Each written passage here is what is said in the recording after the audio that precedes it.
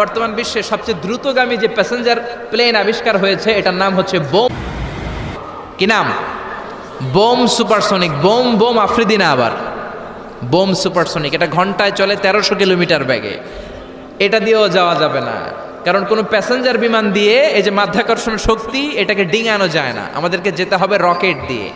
কোন রকেট দিয়ে যাব? যেই রকেট দিয়ে নীল আর্মস্ট্রং, এডউইন অলড্রিন আর মাইকেল কলিন্স 1969-এ চাঁদে নেমেছিল। ওই রকেটটার নাম হচ্ছে অ্যাপোলো 11। যারা যারা হাত তুলছেন একটু নামটা মুখস্থ রাখেন, অ্যাপোলো 11। তা না হলে আপনি ঘুরে আসলে লোকেরা জিজ্ঞেস করতে পারে কোন রকেটে গেছিলেন, তখন বলতে হবে না অ্যাপোলো 11-এ গেছিলাম। তো ঠিক আছে, যারা যারা হাত তুললেন তারা আর আমি এখন পৃথিবী থেকে সবচেয়ে কাছের যে তারাটা প্রক্সিমা সেন্ট্রাই তার নাম, ওইখানে পিকনিকে যাব। তো এই যে রকেটটা দিয়ে যাব অ্যাপোলো 11, এটা কত দ্রুত চলে এটা আগে শোনেন। এই অ্যাপোলো 11 সেকেন্ডে চলে 11 কিলোমিটার বেগে, মিনিটে চলে 660 কিলোমিটার বেগে, আর ঘন্টায় চলে 39,000 কিলোমিটার বেগে। সুবহানাল্লাহ, মজা করে কইতে পারলেন না? 39,000 কিলোমিটার বেগে ঘন্টায় চলে। আচ্ছা, বাংলাদেশ থেকে আমেরিকা কত কিলো হবে? 8-10 হাজার কিলো। তার মানে এই রকেটটা দিয়ে বাংলাদেশ থেকে আমেরিকায় 1 ঘন্টায় 4 বার আসা যাওয়া করা যাবে। সুবহানাল্লাহ পড়েন। তো যারা যারা হাত তুলেছেন, আসেন আমরা এই রকেট দিয়ে পৃথিবীর সবচাইতে কাছের তারা প্রক্সিমা সেন্ট্রাইতে শীতকালের পিকনিকে যাব। কিন্তু যাবেন যে কত সময় লাগবে এটাও তো জানার দরকার আছে না নাই? যেই রকেটটা অ্যাপোলো 11 ঘন্টায় চলে কত হাজার কিলোমিটার বেগে? 39,000 কিলোমিটার বেগে। 39,000 কিলোমিটার বেগে ছোটে এরকম একটা রকেট দিয়ে যদি পৃথিবীর সবচেয়ে কাছের তারায় আমরা পৌঁছতে চাই, আমাদের 1,15,000 বছর লেগে যাবে। কেন ইমাজিন? আপনি কল্পনা করতে পারেন যে রকেটটা ঘন্টায় ছুটবে আপনাকে নিয়ে 39,000 কিলোমিটার বেগে, ওই রকেটটা দিয়ে পৃথিবীর সবচেয়ে কাছের যে তারাটা ওইটাতে পৌঁছতে আমাদের 1,15,000 বছর লেগে যাবে।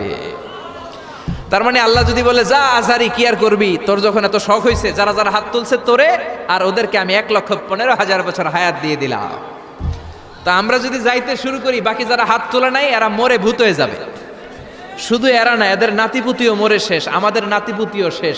সবাই মরতে মরতে মরতে মরতে 6,000 প্রজন্ম, 6,000 জেনারেশন যখন মরে ভূত হয়ে যাবে, তখন আমাদের ওই তারার মধ্যে নামার সময় হবে। সুবহানাল্লাহ কইবেন না? গ্রিক সভ্যতার সময়কালে গ্রিকদের একটা সভ্যতা আছে, নাম শুনছেন না? গ্রিক সভ্যতা, মিশরীয় সভ্যতা, মেসোপটেমিয়াম সভ্যতা, ইনকা সভ্যতা, মহেঞ্জোদারো সভ্যতা, চিচেন ইৎজা সভ্যতা। তো এই যে গ্রিক সভ্যতার সময়কালে কেউ যদি এই প্রক্সিমা সেন্ট্রাইতে এই রকেটটা দিয়ে যাওয়া শুরু করত, তাহলে 2018 সালে তাদের পুরো সফরের মাত্র 4% কমপ্লিট হতো। 96% ট্যুর তখনও বাকি থেকে যেত। চিল্লায় পড়েন আল্লাহু আকবার। ওই আল্লাহ ডেকে বললেন, গোলাম ওয়ালাকাদ যায়্যানাস সামাআদ দুনিয়া বিমাসাবিহা ওয়া জাআলনাহা রুজুমান লিশ-শায়াতিন। এরকম বিশাল বিশাল তারকারাজি দিয়ে, তারা দিয়ে প্রথম আকাশটাকে আমি আল্লাহ সুশোভিত করে দিয়েছি। পড়েন সুবহানাল্লাহ। তো এরকম তারা কি মহাশূন্যে শুধু একটা আছে?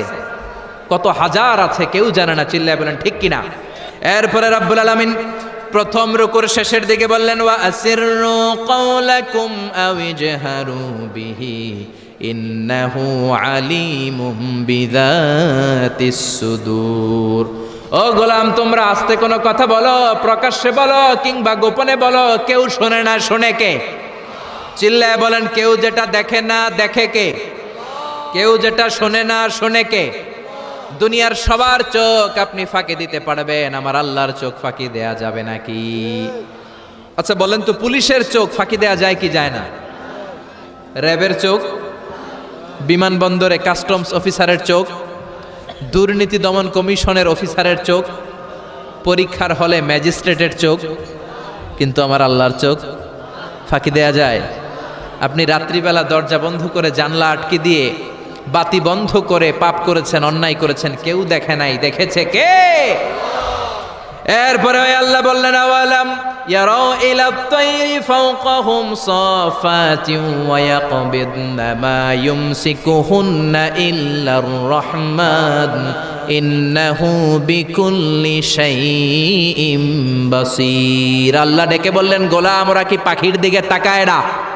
আওয়ালাম ইয়ারাউ ইলা তাইর, ওরা কি পাখির দিকে নজর করে না? ফাওকাহুম সাফাতিন ওয়া ইয়াকবিদ, যেই পাখিগুলো ওদের মাথার উপর দিয়ে উড়ে বেড়ায়, যেই পাখিগুলো ওদের মাথার উপরে ডানাগুলো মেলে দেয়, আবার ডানাগুলো ঝাপটে জমিনের মধ্যে নেমে আসে, ওরা কি পাখির দিকে তাকায় না? কেউ যদি পাখি নিয়ে গবেষণা করে সে নাস্তিক হতে পারে। আপনি যদি পাখি নিয়ে রিসার্চ করেন আপনি নাস্তিক হতে পারবেন না। এজন্য আল্লাহ তাআলা পবিত্র আল কোরআন আল কারীমের অনেক জায়গায় পাখির কথা বললেন, পাখি দিয়ে আল্লাহ দৃষ্টান্ত দিলেন। সুলাইমান আলাইহিস সালামকে আল্লাহ তাআলা একটা স্পেশাল পাখি দিলেন, ওটার নাম হচ্ছে হুদহুদ। 1000 মিটার উপর থেকেও তার এই পাখির চোখে মেগাপিক্সেল এত বেশি ছিল, জমিনের দিকে নজর করেই জমিনের কত ফুট নিচে মিষ্টি পানি আছে এই পানির সন্ধান সে সুলাইমান নবীকে দিয়ে দিত। সুবহানাল্লাহ পড়েন। কত কিসিমের, কত ধরনের, কত রং বেরঙের পাখি যে আল্লাহ পৃথিবীতে বানিয়েছেন তার কোনো ইয়ত্তা নেই। হামিং বার্ড নামে একটা পাখি আছে, নর্থ আমেরিকাতে পাওয়া যায়, পৃথিবীর সবচেয়ে ছোট্ট সাইজের পাখি। এটা যখন প্রাপ্ত বয়সে পৌঁছে এই পাখিটার সাইজ হয় মাত্র 3 ইঞ্চি। কয় ইঞ্চি? পৃথিবীর সব পাখি সামনের দিকে উড়ে, আর এই হামিং বার্ড সামনেও যেমনি উড়ে পিছনের দিকে উঠতে পারে। সুবহানাল্লাহ কইলেন না? এই পাখিটা প্রতি সেকেন্ডে তার পাখা ঝাপটায় 80 বার। কয়বার? আমি আপনি আমাদের হাতগুলো 1 সেকেন্ডে ঝাপটাতে পারবো কয়বার? 4 বার, সবচেয়ে বেশি হলে 5 বার। আর এই পাখিটা প্রতি সেকেন্ডে তার ডানা ঝাপটায় 80 বার। চিল্লায় কোন সুবহানাল্লাহ।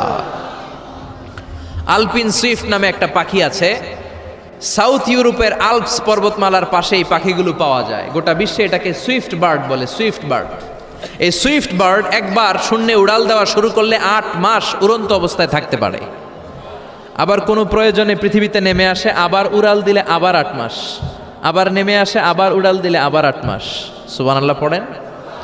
হোমা বার্ড নামে একটা পাখি আছে, যেই পাখিটা উড়ন্ত অবস্থায় ডিম পেড়ে দেয়, আর ওই ডিম জমিনে পড়ার আগেই উড়ন্ত অবস্থায় শূন্যে থাকতে ওই ডিম ফুটে বাচ্চা বেরোয়, ওই বাচ্চাও আবার শূন্যে উঠতে শুরু করে দেয়। এজন্য রব্বুল আলামিন বলেন আওয়ালাম ইয়ারাউ ইলা তাইরি ফাওকাহুম সাফাতিন ওয়া ইয়াকবিদ মা ইউমসিকুহুন্না ইল্লার রহমান ইন্নাহু বিকুল্লি শাইইম বাসীর। নাস্তিকগুলো কি পাখির দিকে নজর করে তাকায় না? কেমন করে তাদের উপর দিয়ে পাখাগুলো মেলে দিয়ে তারা উড়ে বেড়ায়। সাফাতিন ওয়া ইয়াকবিদনা, পাখাগুলো ডানাগুলো মেলে দেয়, আবার ডানা ঝাপটায়। এই পাখিগুলোকে শূন্যে কেউ ধরে রাখে নাই, ধরে রেখেছে একজন, তিনি হলেন আমার আল্লাহ। তিনি কে? এই যে পাখিগুলো শূন্যে উড়ন্ত অবস্থায় থাকতে পারে, ওদেরকে শূন্যে উড়ন্ত অবস্থায় রাখলো কে?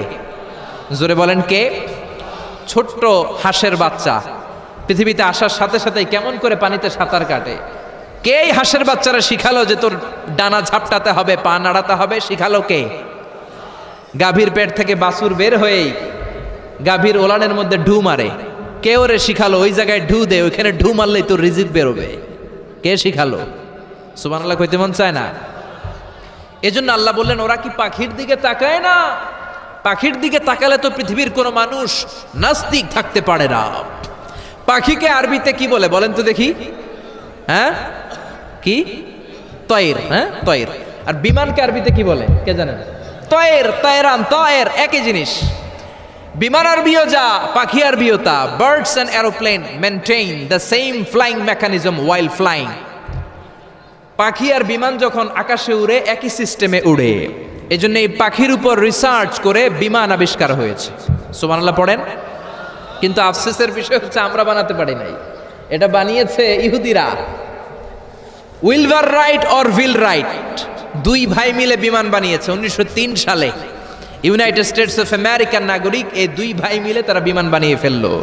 আমরা বানাতে পারি নাই। আমরা আছি মদ আর নারী নিয়ে, আমরা আছি হিন্দি সিনেমা নিয়ে, আমরা আছি মারামারি নিয়ে, আমরা আছি কাফের ফতুয়া দেয়া নিয়ে। আমরা আছি তর্কাতর্কি নিয়ে, জি বাংলা নিয়ে, স্টার জলসা নিয়ে, কিরণমালা নিয়ে, চিল্লায় বলেন ঠিক কিনা? স্টার জলসা হায়ারে জিহি বাংলা, নষ্ট করলো হয়ে আমার সোনার বাংলা। স্টার জলসা হায়ারে জিহি বাংলা, নষ্ট করলো হয়ে আমার সোনার বাংলা। ঠিক কিনা? কেমন করে পরকিয়া করতে হবে, শাশুড়ি বউয়ের মধ্যে কেমন করে কুটনামি লাগাতে হবে, এগুলো ট্রেনিং জি বাংলা, স্টার জলসা, হিন্দি সিনেমার ভেতরে আছে না নাই? আমরা এগুলো নিয়ে ব্যস্ত, কাফের ফতুয়া দিয়ে নিয়ে ব্যস্ত। কথায় কথায় আমাদের মুখ দিয়ে বেরোয় তুই কাফের, তুই 3 কারণে কাফের, তুই 5 কারণে কাফের, তুই 6 কারণে কাফের।